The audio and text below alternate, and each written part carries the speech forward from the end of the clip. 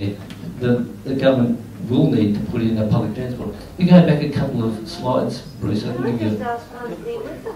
Excuse me, but this is getting out of hand. There was going to be a question around this issue.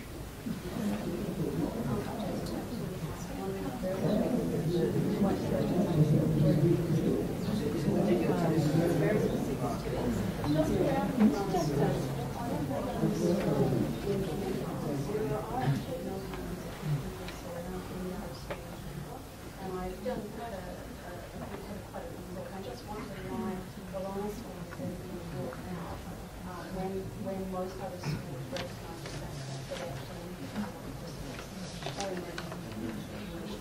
that. The question is why is Arana School being built out? And the view is that it's surrounded by more houses than in other locations. In terms of Arana, which is so in terms of Arana, okay, here we are in Arana. The intention is that and there are schools that have houses surrounding them. In terms of Arana, it's got about 12 hectares of land at the moment.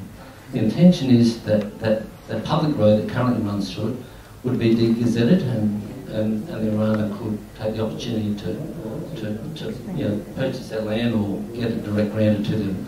But there's processes for that. That's about 12 or 13 hectares of land.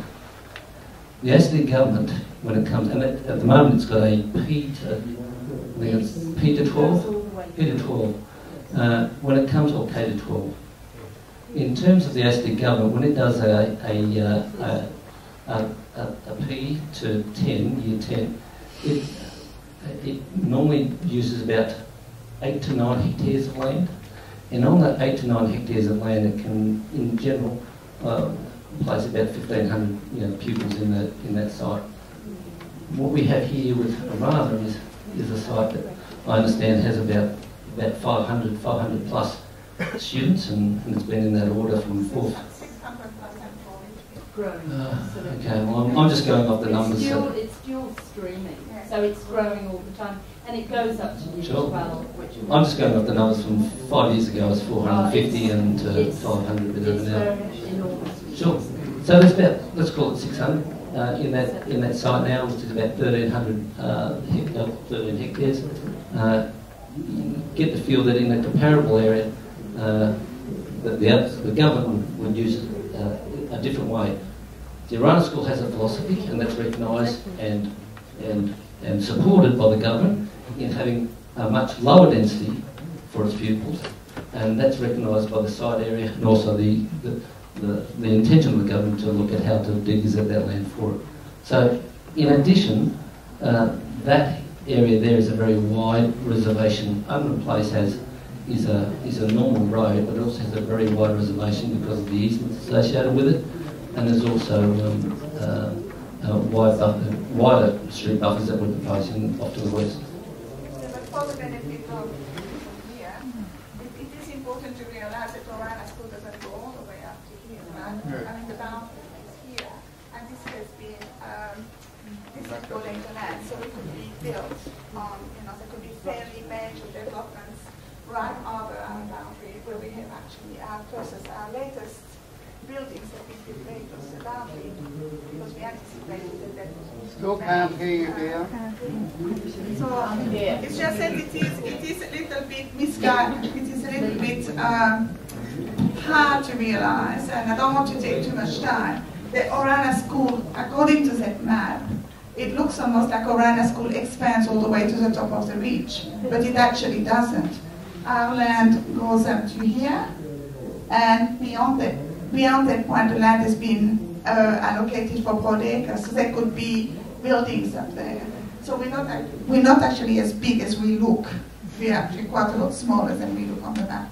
So there's no indication of what's going to happen here yet, and we'd like to keep it as it is.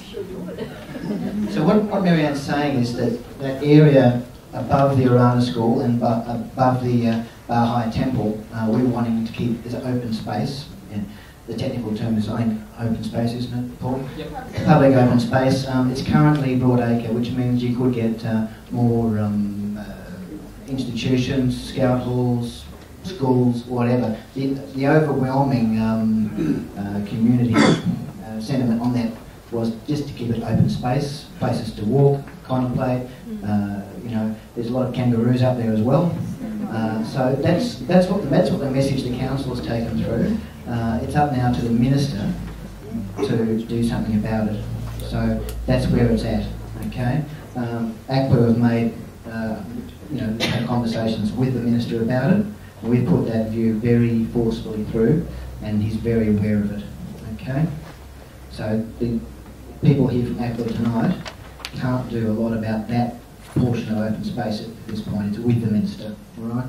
I'm just labouring on that because we do have to move through. But that's where we're at. No, that's very good because that's a large chunk of what we're aiming for to maintain. All right, I'll pass you back to Paul. We're going to be using more detail now. We had a brief overview before, so you can ask questions now. There's a few people saying, "Oh, don't interrupt." This is the time now when you're going through an area where you do have a concern that we're going to get through some questions. I have a question from the friends that they are still developing that ridge that's on top of that campus. Because This area here. Yeah. Now, is that development still going on, or there's a decision has been made on that? Or The intention at this stage, and certainly the minister's still going to make a call on it, is that that area there would be identified for residential purposes.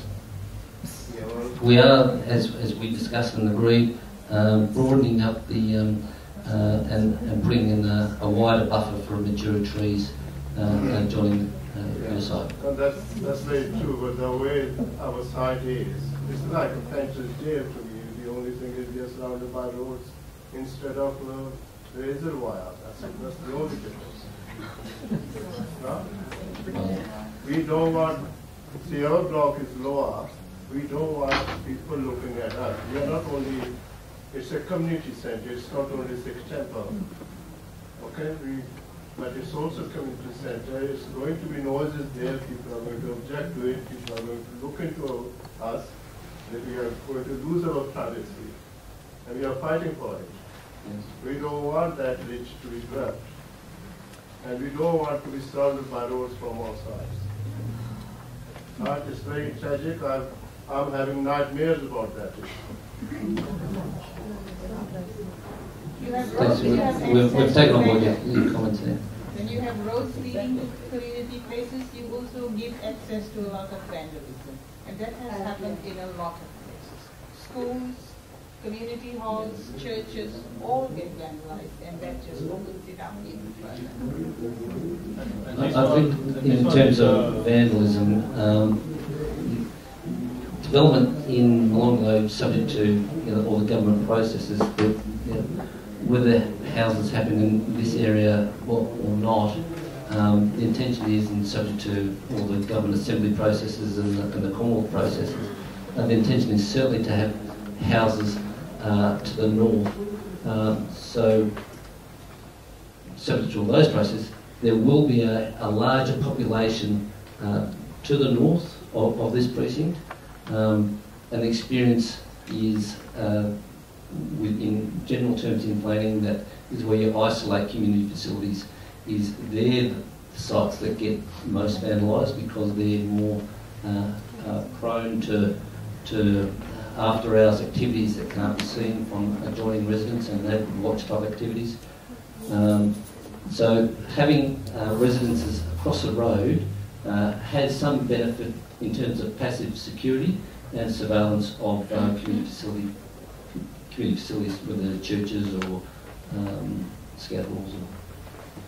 Just in terms of comment, sorry, you might be with me.